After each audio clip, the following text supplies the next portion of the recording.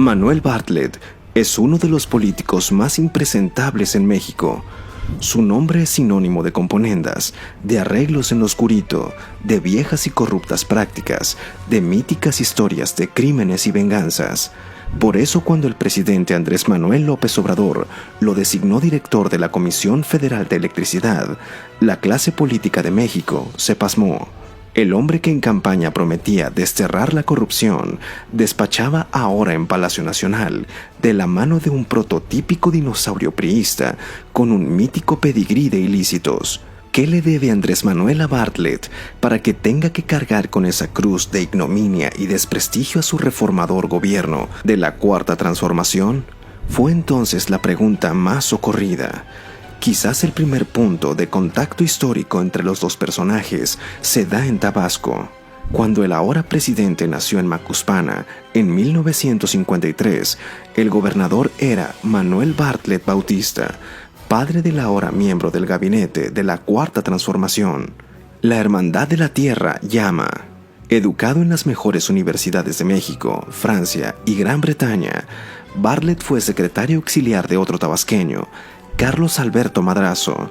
Es el mismo malogrado presidente del PRI que falleció en 1969 en un misterioso accidente aéreo en la Sierra de Nuevo León, cuando sostenía una disputa política con el entonces presidente Gustavo Díaz Ordaz y con el ya candidato presidencial Luis Echeverría.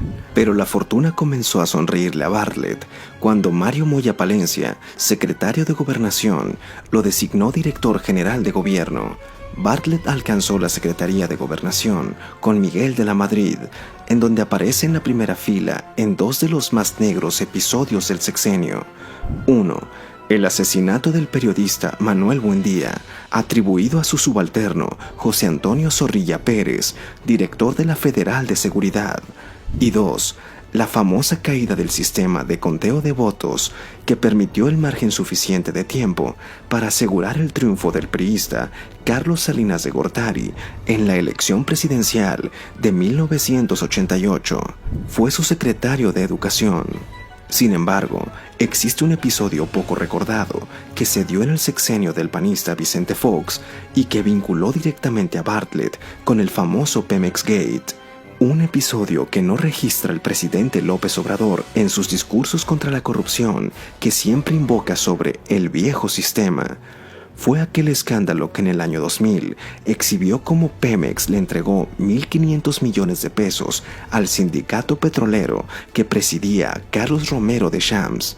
Esos recursos fueron entregados al comité de campaña del priista Francisco Labastida Ochoa, que competía entonces por la presidencia contra Vicente Fox y Cuauhtémoc Cárdenas. Las investigaciones llevaron a indiciar entonces a 4 senadores priistas: Manuel Bartlett, Emilio Gamboa Patrón, Dulce María Sauri y Humberto Roque Villanueva.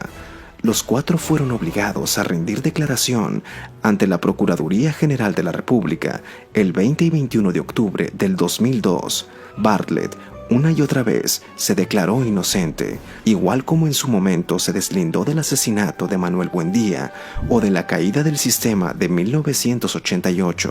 Pero si el presidente López Obrador de verdad no quiere corruptos dentro de su gabinete, que compruebe que su director de la CFE fue entonces el orquestador de aquella corrupta conspiración que saqueó al erario federal y trianguló efectivo a la campaña del PRI.